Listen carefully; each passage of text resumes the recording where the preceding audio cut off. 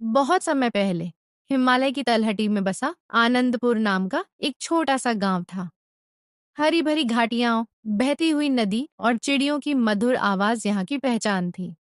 गांव के लोग आपस में मिलजुल कर रहते थे और हर किसी के चेहरे पर संतोष की झलक होती थी।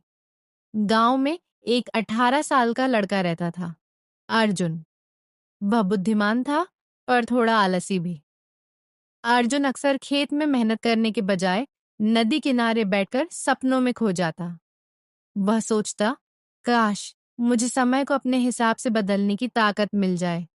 मैं सब गलतियों को सुधार सकता और जिंदगी हमेशा आसान हो जाती।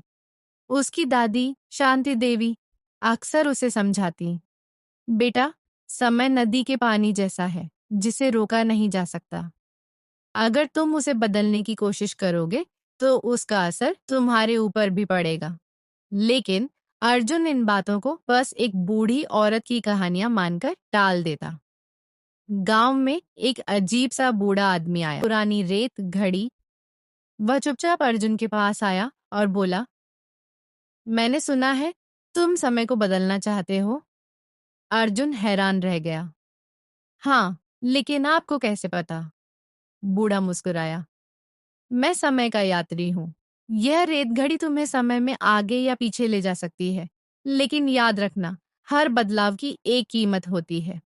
अर्जुन ने बिना सोचे समझे रेत घड़ी थाम ली। अतीत में अर्जुन सबसे पहले 3 साल पीछे चला गया, जब उसने अपने पिता की मदद करने से मना कर दिया था और उनके खेत की फसल खराब हो गई थी। इस बार उसने मेहनत करके फसल बचा ली। जब वह वर्तमान में लौटा तो देखा कि उनका घर अब बड़ा और अमीर हो चुका था, पर उसकी माँ, जो पहले हंसमुख और स्वस्थ थी, अब बीमार थी। ये कैसे हुआ? अर्जुन ने पूछा। दादी ने बताया, जब हम अमीर बने, तुम्हारे पिताजी ने व्यापार में ज्यादा समय लगाया और तुम्हारी माँ की सेहत पर ध्यान नहीं दे पाए। अर्जुन को एहसास हुआ, एक गलती सुधारने से बाकी जिंदगी बदल जाती है और जरूरी नहीं कि बदलाव अच्छा ही हो।